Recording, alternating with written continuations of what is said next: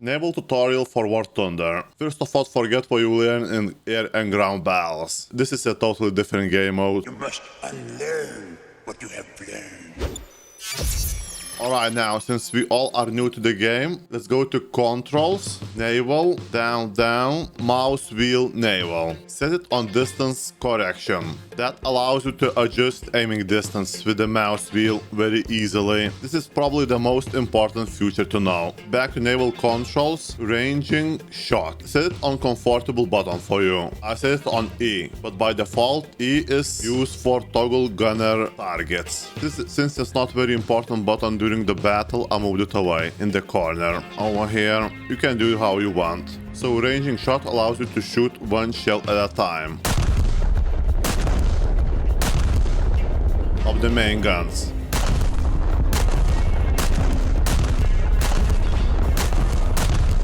Pretty cool. And if you change that to yes, turret ranging shot, that will allow you to shoot one turret at a time instead of one gun.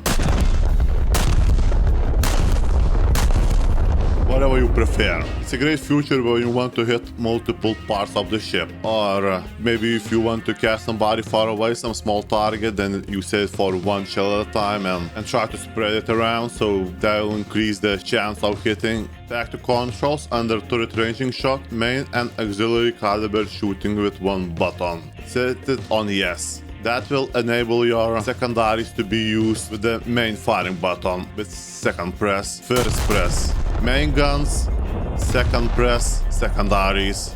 They usually have much faster fire rate than the main guns. And if you keep this button disabled, AI will take over the control of secondaries. Sometimes it's better to let AI to use it if you have pretty good anti-air rounds on secondaries. Also, if you press Alt-2 by default, you can switch to secondaries as your main guns. Or if in case you want to switch ammo type for you or for AI to use it. And with Alt-1, you'll come back to the main guns. With Alt-3, you can switch to autocannons. If you press F1, you can actually see a bunch of controls over here. Maybe you'll learn something. Have a look. B, for example, will stop your ship faster. If you go to options, naval battle settings, here you will find a bunch of settings you can adjust by yourself, or you can just copy mine. Especially this one, automatic target lock. Turn it off because it's gonna get annoying when it starts just randomly locking on other people. Also, follow bullet camera. If you turn it on, when you shoot with the main guns, press it and hold it, and you can follow the shells.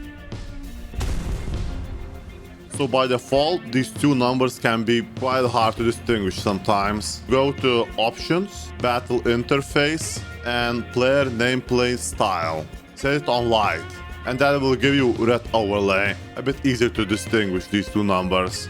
Okay, damage control with these three buttons over here. It's like a separate minigame in Naval. Never do all these actions at the same time. Fire extinguishing is the most important, because fire can travel to ammo and it's a big boom. Or if you have very massive holes and you are sinking fast, then do the water pumping. Never do all these actions at once, because that increases the completion time for each of them drastically. So one at a time. Also, when these buttons are not in use, you can set them on auto by just pressing on them. Ideally, you don't want to use any auto functions, but since I get too concentrated into the battle, I like to leave my fire extinguisher on auto, so I don't have to worry about that. In case while I'm extinguishing fire, I just got hit and I'm sinking fast, I can cancel fire extinguishing by holding 6 and just press 8 to patch the holes and pump the water. Also, a tip when you play with armored ships. There is certain amount of crew that mans all the weapons on top of the ship, and the rest of them are inside the hull, behind the armor.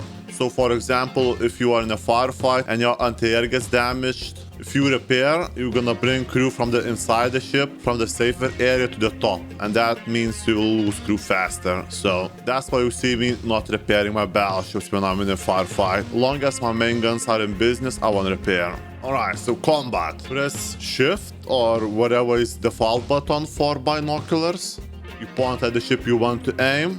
Middle mouse button will lock on it, and it's automatically gonna start measuring the lead indicator. When it fully loads, you get this red mark. This red mark shows the middle of the ship at the time of updating. And after the first ranging, it updates faster. And when I'm on the move, the red arrow adjusts to my speed with each update. So now if I want to hit the middle of the ship, I need to aim here. If I want to hit frontal turret, I just could guess it's somewhere here.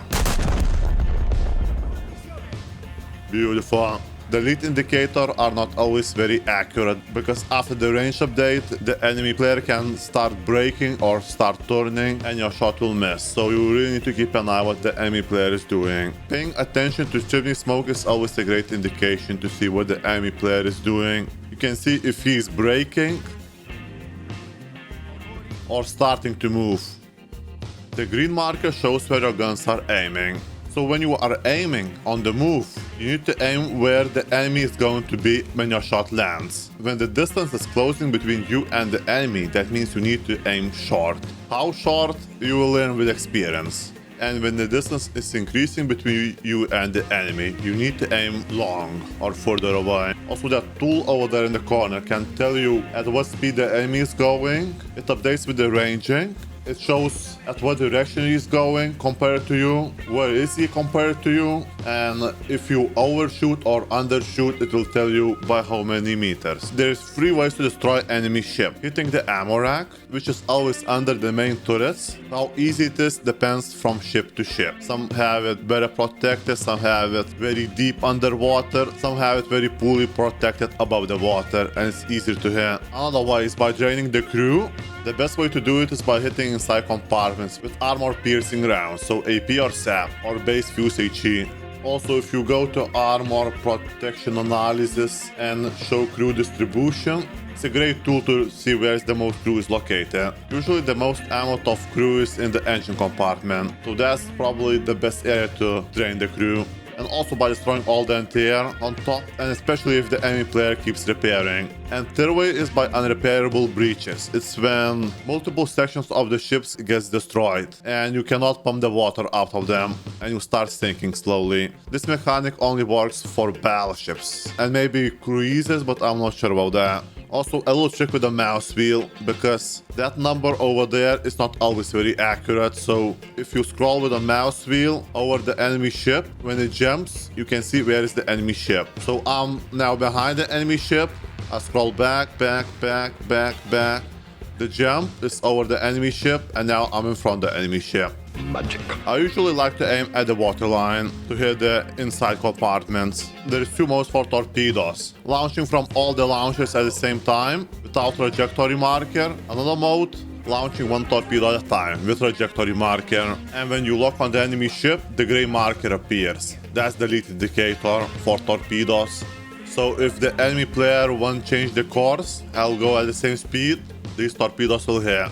That could be useful on open maps. And also when you are at close quarters, or launch them where you think the enemy is going to be, but don't launch them in one place, try to spread them a little bit. Also, you can set your torpedo depth, 1 or 4 meters. 4 meters is better for battleship cruisers. For destroyers, 1 or 4 meters should be fine. And for coastal boats, 1 meter. Also, if you are having a hard time getting into the match, try to enable more servers for naval. All of them, ideally. Waiting a few seconds to spawn a bit later into the match can prevent you from being targeted by the enemy team. So yeah, a quick naval tutorial. Probably I missed a few things, but if you have any questions, ask in the comments and me or somebody else will try to answer you.